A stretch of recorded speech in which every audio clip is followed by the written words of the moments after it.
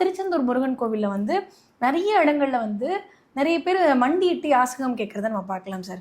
இந்த மாதிரியான ஒரு வழக்கம் ஆதியிலிருந்து இருந்ததா அப்படின்னு சொல்லி கேட்டோம்னா, அந்த மாதிரி எந்த விஷயங்களும் நம்ம பார்த்த மாதிரி இல்ல.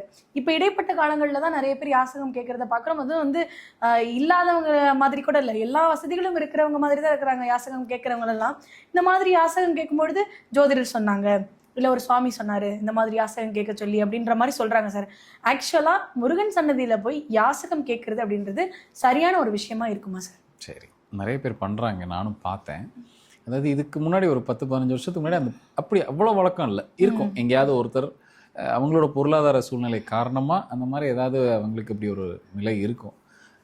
இப்போ வந்து இது ஒரு நிறைய பேர் பண்ணுறத நம்மளும் பார்க்குறோம். நம்ம கோயில் குளம் போயிட்டு வரும்போது பார்க்குறோம் இல்லையா?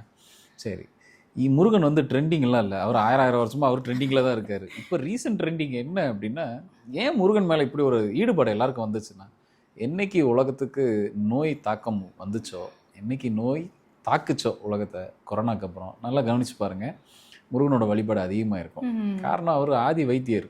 அதனால் ஆட்டோமேட்டிக்காக நம்ம அந்த பக்கம் போய் முருகன்கிட்ட போய் சரண்டர் ஆக ஆரம்பிச்சிருவோம். அதுக்கப்புறம் தான் இந்த சேத்திரம்லாம் காலங்காலமாக அங்கே தான் இருக்குது. இப்போ அங்கே வர கூட்டம் அதிகமாகிடுச்சு, மக்கள் கூட்டம் அதிகமாகிடுச்சு. இது நல்லதானா? நல்லது தான், இதில் ஒன்றும் தவறு கிடையாது. ஏன்னா இனி வர காலகட்டத்தில் நமக்கு எல்லாம் வசதி வாய்ப்பெல்லாம் வந்தாச்சு. அடுத்து நம்ம கேர் எடுத்து பார்க்க வேண்டியது என்னென்னா ஹெல்த்து தான்.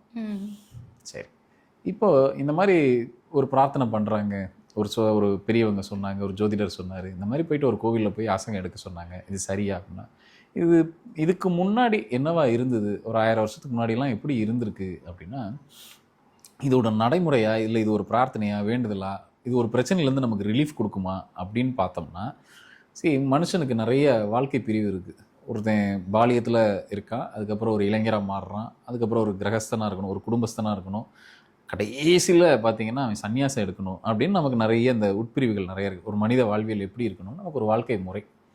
இந்த கடைசி தான் சன்னியாசம்னு ஒன்று இருக்குது. அதில் போயாச்சுன்னா திருப்பி இந்த பக்கம் வரக்கூடாது.